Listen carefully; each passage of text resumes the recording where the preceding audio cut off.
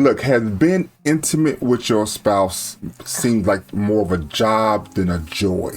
Ooh. Or have you just lost interest in them and wondering if you can ever get it back? Well, we're going to talk about that and much more here on this episode of Couples Pursuit. Couples Pursuit.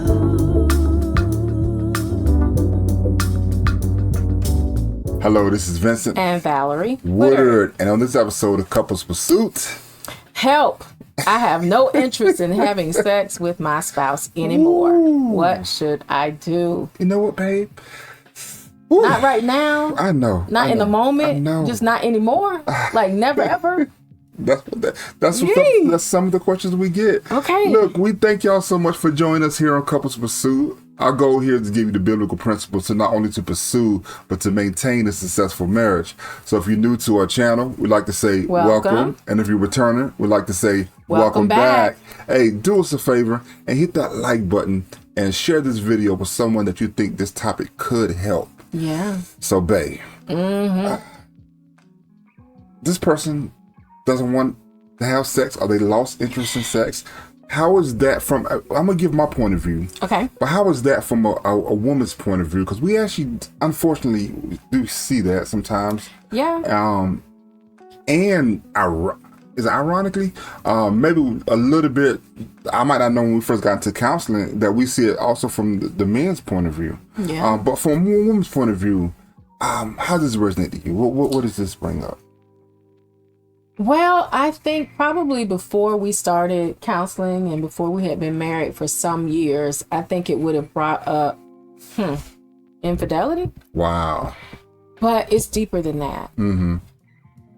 One of the things that comes to mind is, first, as a woman, I think, okay, what need is not being met? Yeah. And is intimacy transactional? Meaning, I'll do this if you do that. Oh, gotcha. Meaning, if he pleases me, then I'll give him sex.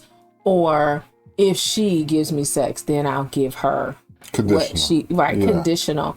And then the second thing that comes up for me is emotion for the man, because I, like you, did not realize how much mental and emotional state affect the libido of a man. Yeah. I didn't really realize that. I was taught, or I learned, and I accepted that men were always ready and always ready, and you know they're always trying to chase behind the wives, and the wives never want it as much as they do, and there's a whole cliche. But unfortunately, there are a lot of married couples. I'm talking about in the marriage sense in this relationship, and that's how we teach from biblical principles. And you should not be having sex if you're not married. We learned that the hard way. If you believe in, if you believe in God. So we're gonna teach from those principles. But in a marital situation, in a relationship, the fact that a lot of couples actually go through this, and it's actually a taboo topic.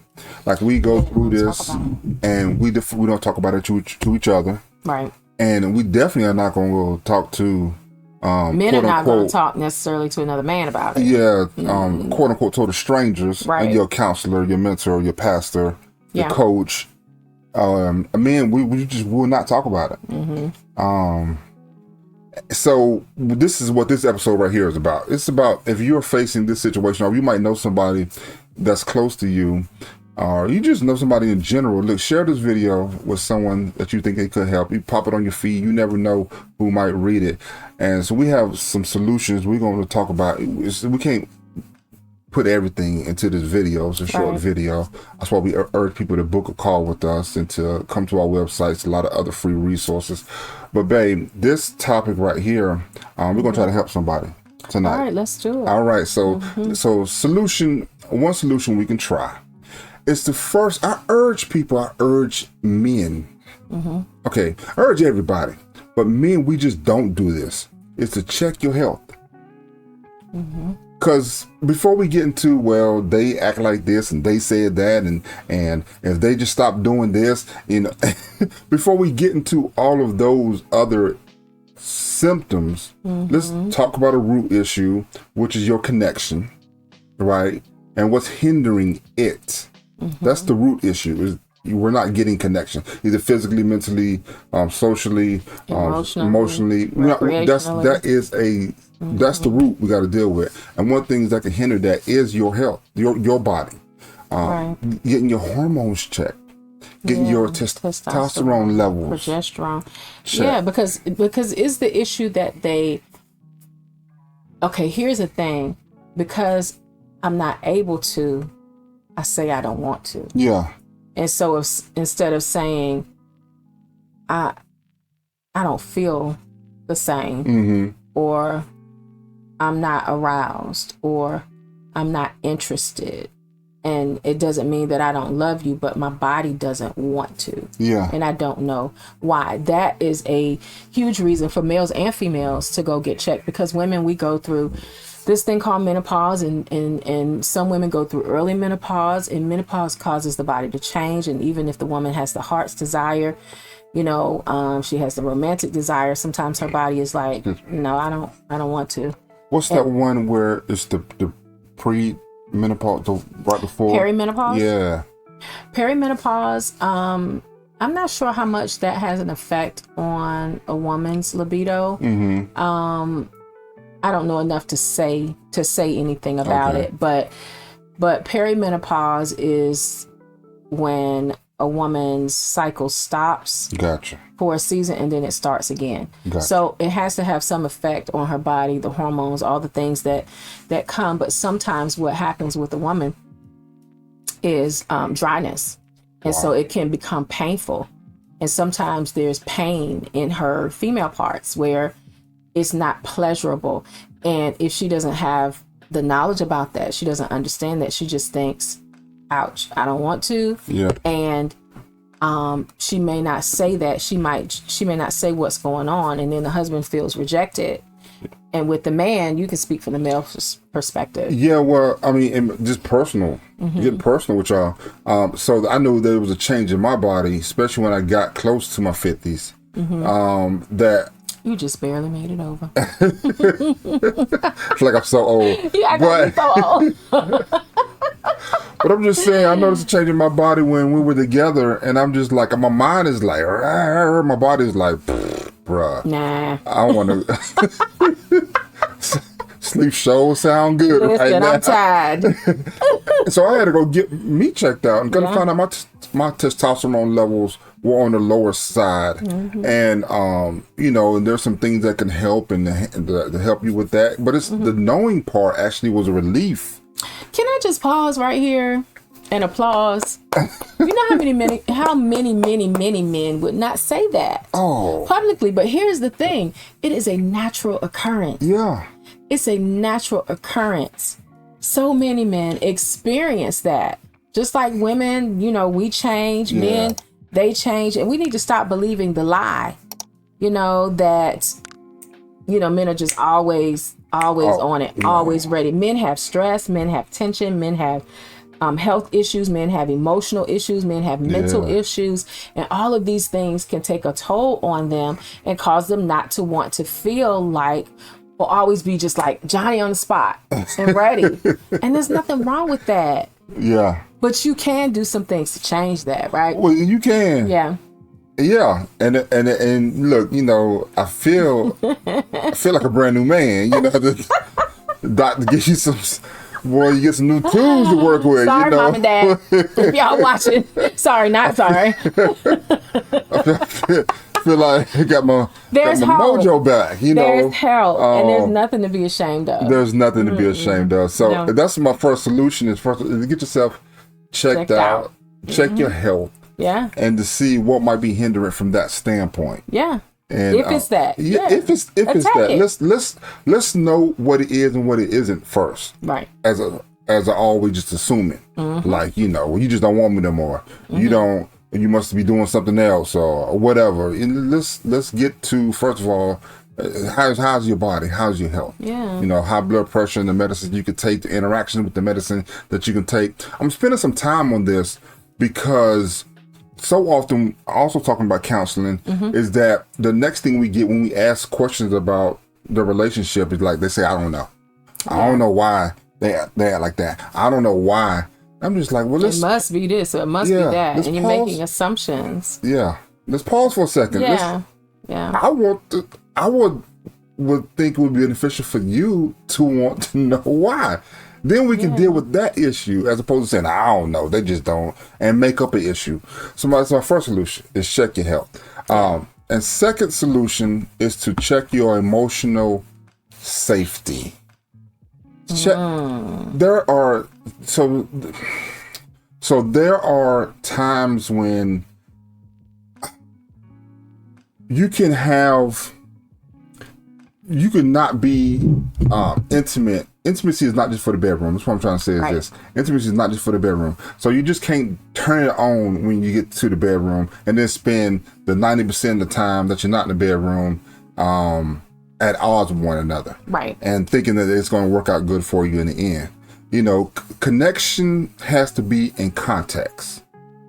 Explain that. I mean, so if we're just having a good time, jovial good time, you know, we're just laughing or whatever, and I go to tickle you and I'm tickling you, you know, that's funny, you're laughing, whatever. But if you're upset with me about something, not funny. Get off me. And I go to tickle you. No, thank you. Well, it's the same tickle. I'm picking the same spot. Yeah. But it's not the right time.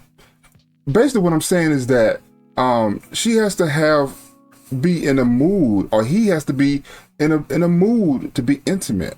And so often we neglect that mood, and so now we're kind of like at odds with one another. We're wondering, I don't know what's wrong with them. I don't know why they acting like that. And just because the person doesn't feel safe, don't feel secure in this moment right here. But then you want me to go into the bedroom and swing from the chandelier. You know, and it's like, nope. No. You know, and even if there's a desire, the stalemate that comes in the bedroom. I don't. It's not our business. It's not if you can have it if you want it. It's not our business. Maybe they live in a mansion. Their bedroom is really not our business. Okay, I just so even if you want to, for a woman in particular, we tend to push down our emotions, and we will, in general, not every woman will be intimate with our husband. Yeah. And you know, not talk about it.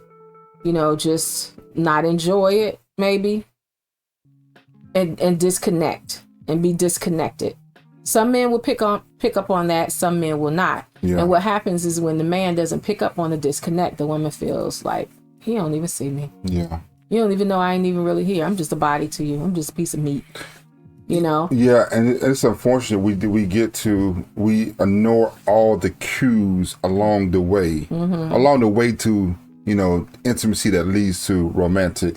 Okay, it leads to sex. Hope they don't ban me on Facebook. Intercourse. With that, we know all the other stages, like, you know, being concerned about your day, being concerned about, you know, being kind, being nice, you know, wondering, you know, how you actually doing as a person.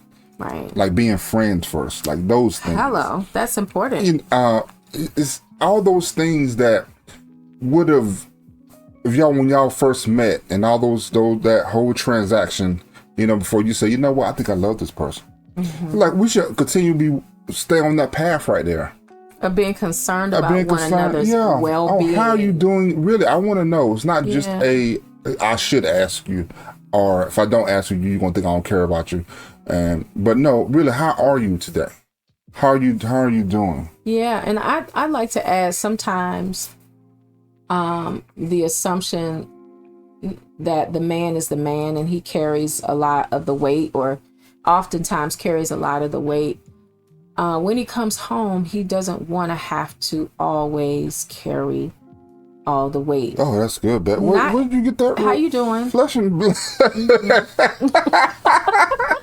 flesh and blood did not reveal that. He doesn't want to have to answer every question and solve every problem. Sometimes he just wants to just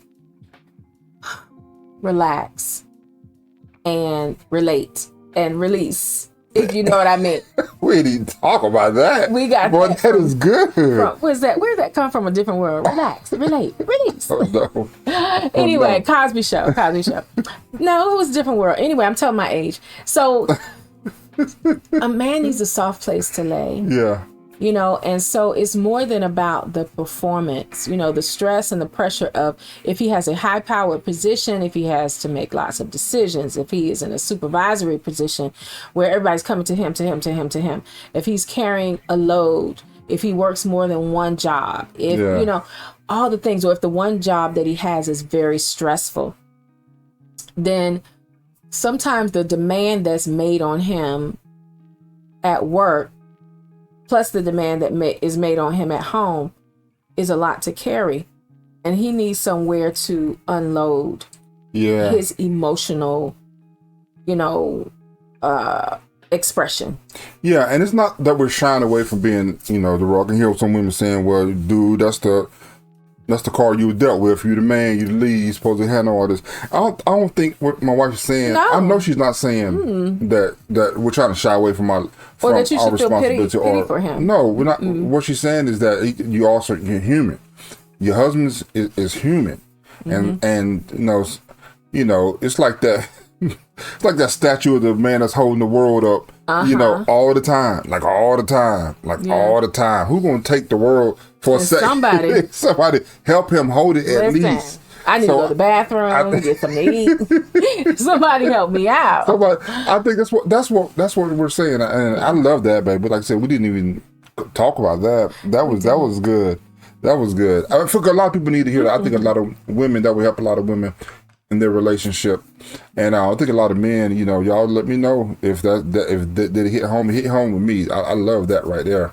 You know, the Ephesians 5:28 and 29, it tells us, he who loves his wife loves himself, for no one ever hated his own flesh. I think that's a couple, is that if I love my wife and my wife loves me, that so I shouldn't be like, well, that's on you. Because we do that, and I'm saying that because I've done that. It's like, that's your burden to carry. I'm going to play video games or whatever. Or what? I'm just. It's always like, okay, well, I've done my part. I said, Lord, gave you a hug. I went to work, came home, and I done my 50%. That's what I'm saying right there. And it's not that. If your spouse is hurting, have cares, you should care enough for them that want to help them, want to step in, to want to, I heard somebody say that, like, jump in this with me. Yeah. Like, you know, I'm going through something. Don't just give me the surface. Okay, well, baby, just let me know if there's anything I can do. Jump in here with me. Oh, you need your foot rub. Oh, you need your back rub. You need to be hugged. You need to be, you know, all those things. Because you need a minute. Once we're talking about, you need a minute. Once we're talking about, you know, being intimate and what's hindering that intimacy. But there's stages, there's levels to this. Yeah, understanding goes a long way. And when you know that someone has your back, like right now, I mean, we're best friends. And intimacy was never a problem for us, so to speak. We both, you know, our love language is physical touch. And so we never really, we've had some struggles in that area, but we've always had a desire for one another. I'll say that. And, you know, it's important that you address where you are. And how you feel. But what happens when you notice your partner is not, you know, responding to you, doesn't have desire, and you approach them and ask them what's wrong, and they tell you nothing? And that part right there. I'm sorry. You finished. I was finished. I'm saying that part right there is that's where insert counseling, couples pursuit counseling, because we meet couples at that point right there so much. Like I don't know. I don't know what's wrong. I don't know what's going on. I don't know what. And I'm just like, okay, let's take a little minute to unravel this situation right here and try to find out what is going on. And that leads us to our third point. Our third point is to address past hurts. And this is the part people, might say they want counseling for, because it's kind of hard for them to navigate it, especially if they don't have any expertise in this area. To understand, okay, so I know sometimes when I touch you in a certain spot, you flinch, or you don't want me to touch you, or you draw back, or you jump, or whatever, like, instead of saying you just don't want me to touch you. Like, baby, what's happening? Yeah. Yeah, what's going on with you? What's going through your mind? Why does it generate that response? Because it can be easy to think that it's a rejection of you, but I unfortunately know several women who have had traumatic, I know a few men also who have had traumatic experiences surrounding sexuality, when they were children or adults, have been raped or molested or something like that, and they haven't recovered emotionally. Like, they may have healed physically from the wounds or the scarring or, from that, but they haven't emotionally recovered. And so there are certain triggers, the way that someone might touch you or grab you. If someone is rough or insensitive, violent, uses crass or foul language, during times of intimacy. For some people, that's normal. But it is my opinion that in a loving relationship, that's not normal, to call each other's names and to do things that would cause pain or, that kind of stuff. It really, I think, stems from the abuse of sexuality. That's true. Yeah. There's a book called, I think it's by Dr. Bessel 𝗦𝗢𝗡𝗫, something like that. Dr. Bessel. We're going to go with that, Bessel. And it's a book called The Body Keeps the Score. Ooh. And in this book, he talks about, it's mainly how we refer this to PTSD, but it's in your own space. Like, we refer to PTSD like only people that went to war or been in battle and fighting or whatever. It talks about we suffer from PTSD from situations that happen in our past that in our mind we've moved on from. In our mind, we've like, okay, I'm not in that place anymore. I've moved on, but the body kept the score. The body's like, nope, I still don't want nobody to touch me there.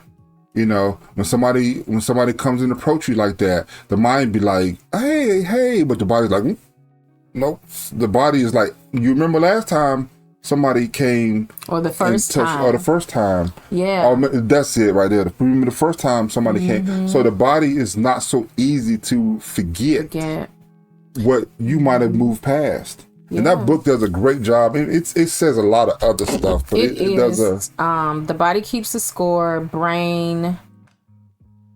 Okay, yeah. The Body Keeps the Score by Bessel van der Kolk. Okay. It's 3 words: Van, VANDER, second word, and then KOLK. If you're interested in that. But that is very true. And just as a moment of transparency, very early in our relationship, we had a little breakup right around Valentine's Day because love language is physical touch. And I was in a space where I didn't want to be touched, and he didn't understand. He took it personal.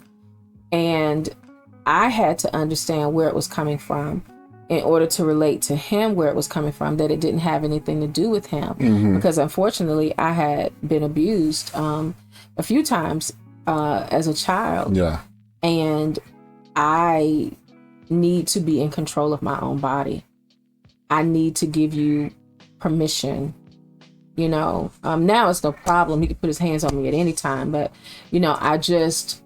mentally, emotionally, I wasn't as healed as I am now. Yeah. And so there were moments when I just I felt vulnerable, and it wasn't about my love for him, but it was what I was saying before is I know some people who still live in that space, who've been married for years and years, and they still don't have a level of comfort with being intimate with their spouse. That is heart-wrenching. Yeah. Because intimacy, physical intimacy is a gift. Yes. And it's the gift that was given by God to man and wife. And so for that to be under attack, for man and woman not to enjoy that, it puts such a deficit. And things do happen, you know, where people are injured, you know, they might not be able to, you know, to perform in a certain way. And, you know, but that's the beauty of love and relationship, because you can find ways to please one another, to show expression, to express love, be patient with one another when you're going through things like medical things that might be somewhat limiting and, you know, things like that. But to just decide, I don't want to and I'm not going to, is not reasonable, and it's not safe. Well, it's not going to be beneficial to your marriage. No. And I would say I would like to get to a point that you at least know why you don't. Yeah. Because the feel, like, you know, feelings are just feelings. They're just here to guide us.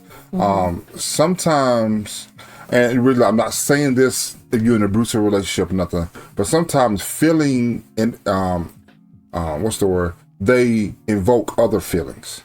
Like, so when if you're in a spousal in a good place, but you know we're busy, we're busy. You know, it's not like y'all arguing, fussing, fighting. Y'all just busy, and you don't think you have time to sex, or you might not be in what we quote unquote in the mood. Sometimes just the first feeling of touching, hugging, caressing, kissing, making eye contact, all those things like that can lead to the other feeling of holding a little longer, you know, rubbing, going far as I can, but I'm just without saying some words. Yes, and then foreplay to intimacy, and then those feelings can get you more in the mood the more you keep going. So I'm saying, like, don't just give up because at that moment you like, or I just got through washing dishes, so I don't feel like it. Well, you know, it's been 2 weeks.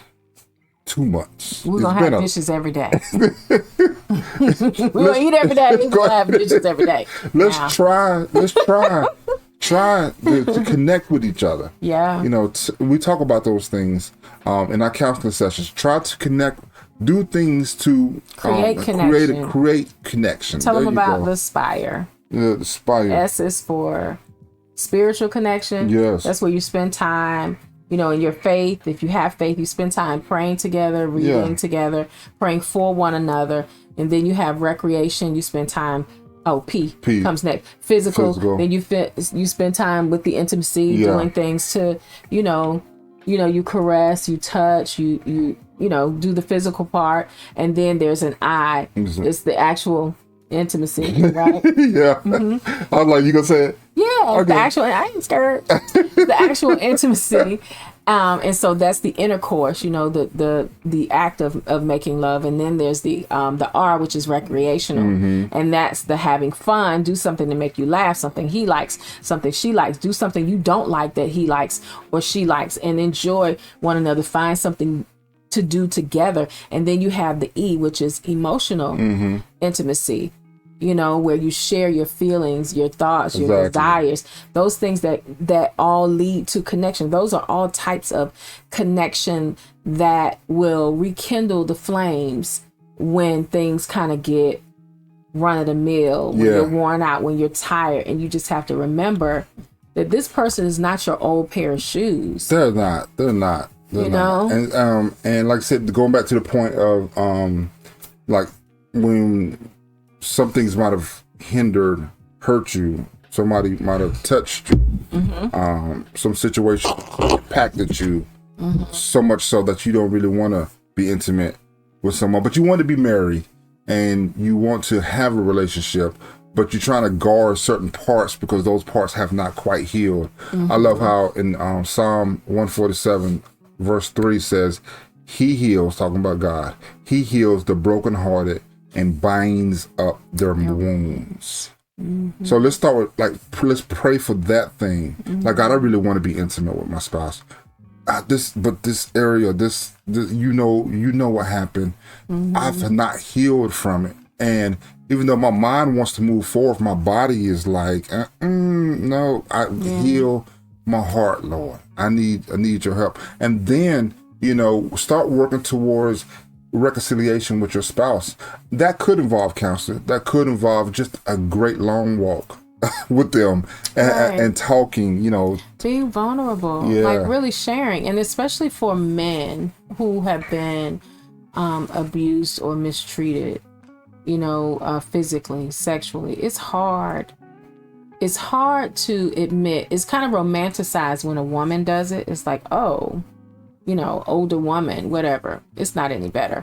But if a man has violated a man, that is a hard thing to talk about. It's a hard thing for them to even voice themselves. And so much less telling you, they will feel, they might feel like less of a man, or feel like they're going to be viewed as less of a man, or they might be viewed as weak or soft or whatever. And maybe the reminder, like I talked about triggers before, there's a function of the brain. You have these different parts. It's like the hippocampus and the medulla and all of that. But it's like the section of the brain, I think it's in the hippocampus, where is the fight or flight exists. And so where that fight or flight exists, for a person who has been mistreated, abused, and haven't healed from it, it could be extensive.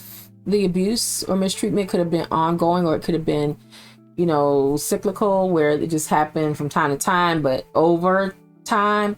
It could have been for years consistently. That's what I mean when I say ongoing. Or it could have been a series of times, or it could have been one time. But if that person hasn't healed from that, then they are still in that fight or flight. Fight or flight is meant for the moment. Fight or flight is meant for action right now. It is not meant for you to live that way. So that sometimes mentally, biochemically, I learned this from people who study this and teach about this, like licensed clinical therapists have shared this information with me when I used to work in the human trafficking prevention field. The person gets stuck right there in fight or flight. And so their actions seem irrational to you, but they are in protection mode. So until they learn that, oh, I'm safe. It's logical to say I was safe with him. But I was in a moment where, don't touch me.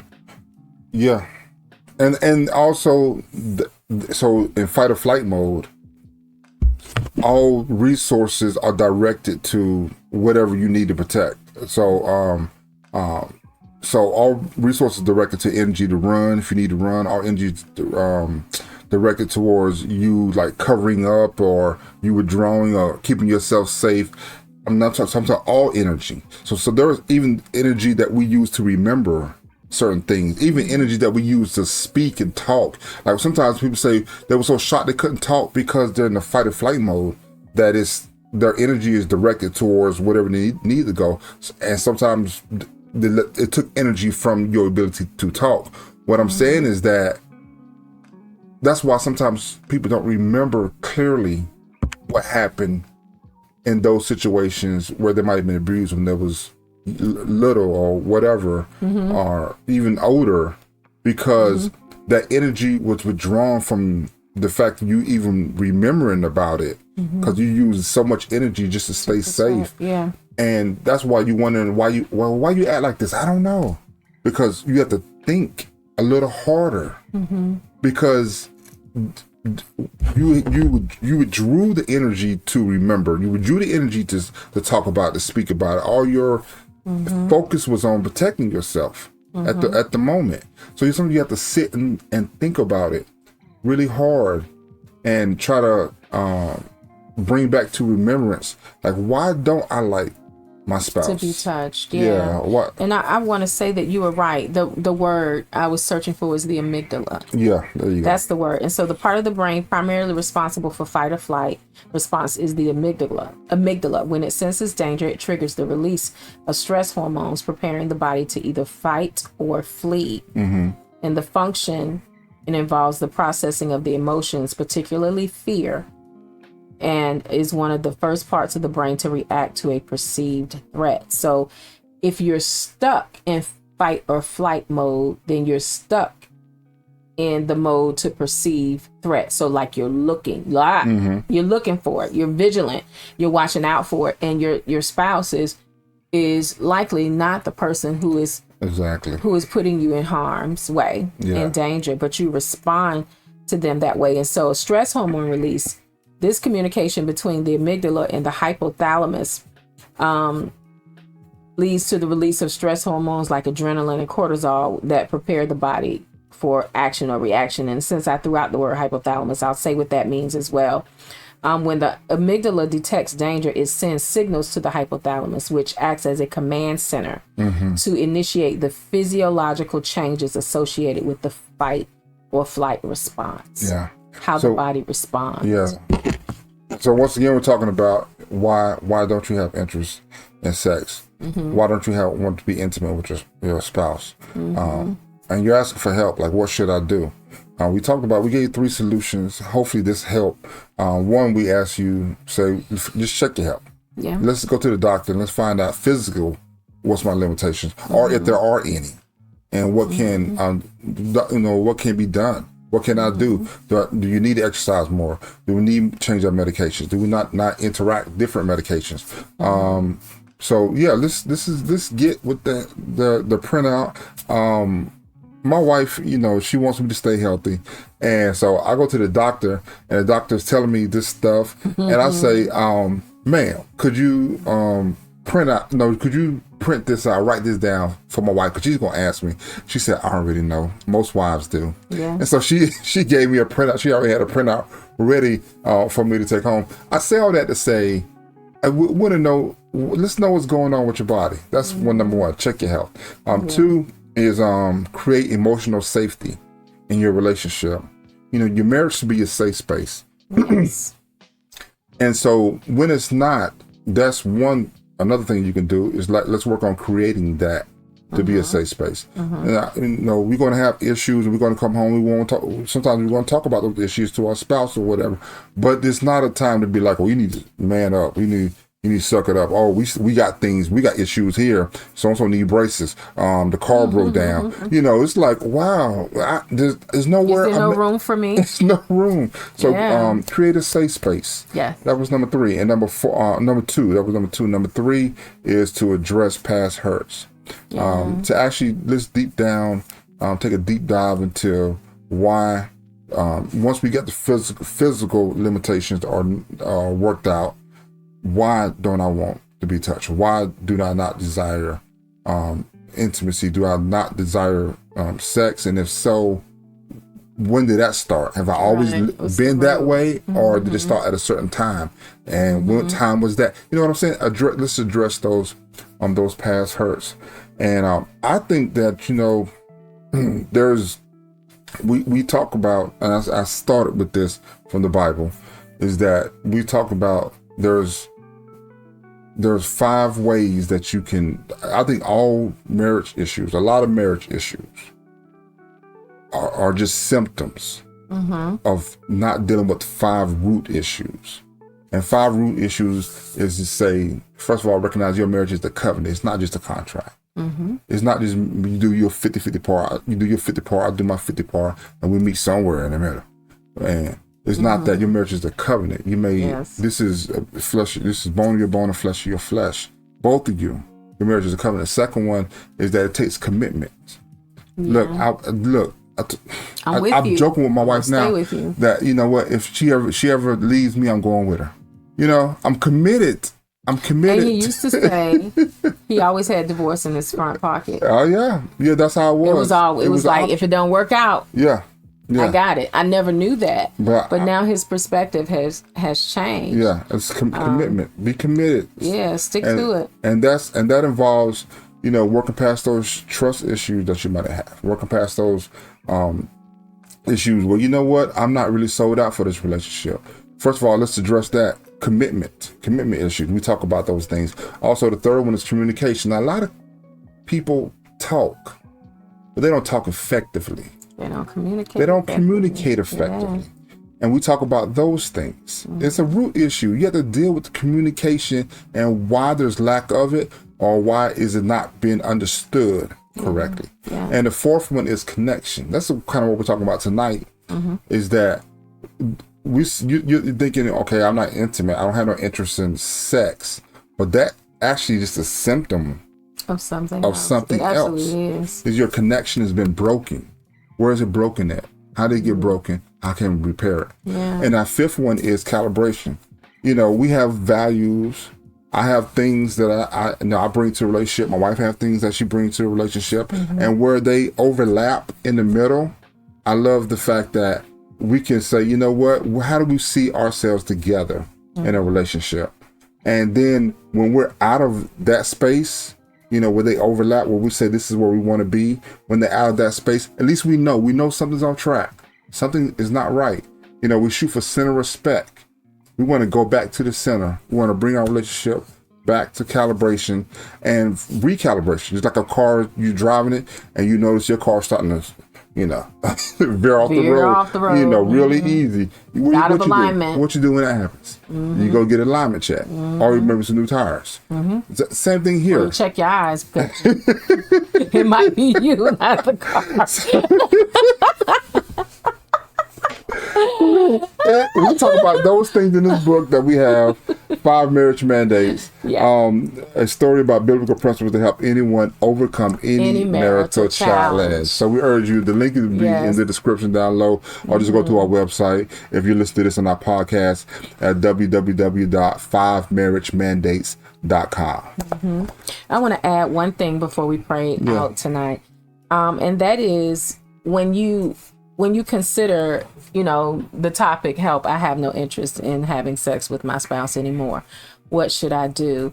You may be the person who doesn't have the interest, or you may be the person that your spouse has no interest in. The evaluation needs to be mental, physical, spiritual, medical. Look at all those things. Like, what is the issue? Is it in the mind? Is it in the heart? Is it in the body? And excuse me, we talked about that. We talked around that, but I wanted to say specifically, look at it.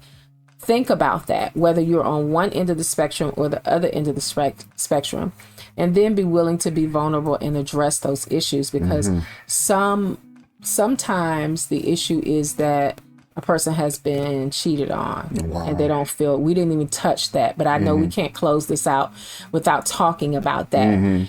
Sometimes the person, it's a trust issue.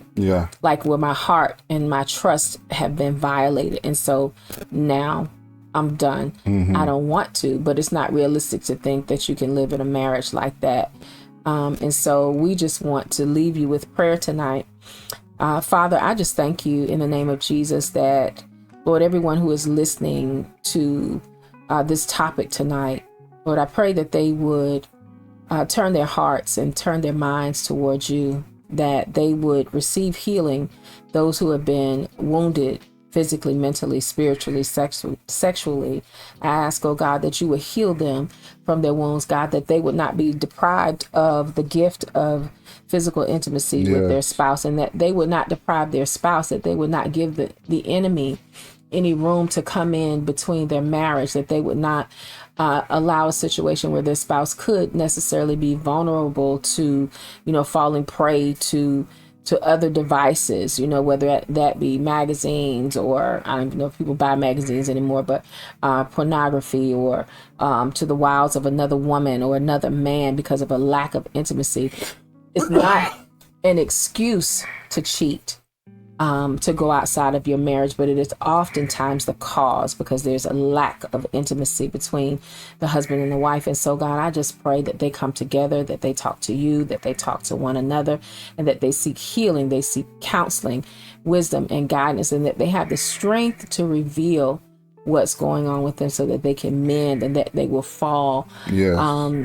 not fall prey to the enemy's devices, and that they would embrace you and what you have set before them in covenant, that they will have better commitment to one another, that they will have better communication with one another, better connection with one another. And God, that they would always go back and continually recalibrate and bring their marriage and their relationship back to the center, and that center be rooted and grounded in you. And I pray, God, that you would bless them, that you would keep them, that you make your face shine upon them. Lord, be gracious to them. Lift up your countenance towards them. Give them peace. And as always, keep them from all hurt, harm, danger, sickness, disease, and virus. We thank you for doing it all in Jesus' name. Thank you for being with us tonight. And we'll see you again next time on Couples Pursuit Live. Bye. Thank you for watching this episode of Couples Pursuit Live. If you enjoyed this video, here's another one we think you'll like.